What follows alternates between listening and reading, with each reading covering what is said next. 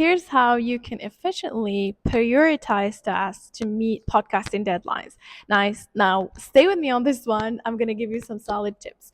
And before I dive into this, I just want to remind you that if you're treating your podcast more like a hobby, this video is really not for you, because I'm dedicating all of this series to people that are like treating the podcast more like a solid marketing tool, and it's, fitting for like the B2B podcasters.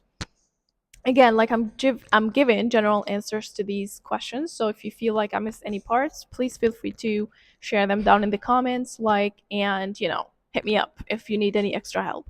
So when it comes up to prioritizing tasks for your podcast, you want to make sure that what is important first, like what is important to you for like every single episode, and make this as a system. I know I talked a lot about this, and you can go back to my old videos where you can just learn more about that, but I want to be extremely like specific when I say this. So what is mostly important to you, and what help you convert? What is the one thing that helps you to convert, like, I don't know, sales, guests, more listeners? It depends upon like where you are, right?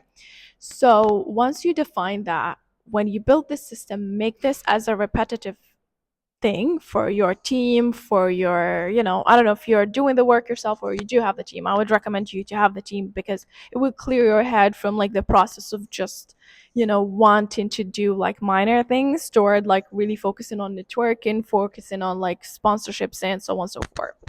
So you want to define what is important to you. Once you do that, include it within the system, so it will be clear. Like, for example, what is important to me is like to have like an email sent to my guest, which is going to allow me to convert, like, for example, my guest into my client. And I'll highlight also like a referral fees and blah blah blah, this, that, and the other. So it's important for me to have an email going to every single guest every single episode.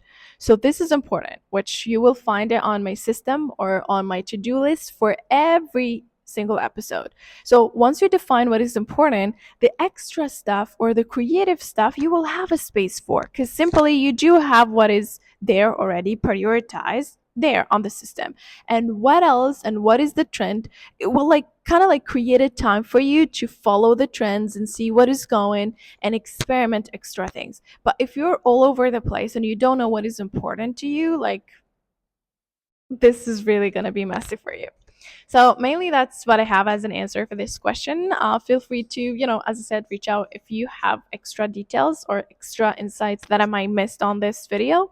And see you guys on my next one. Bye bye.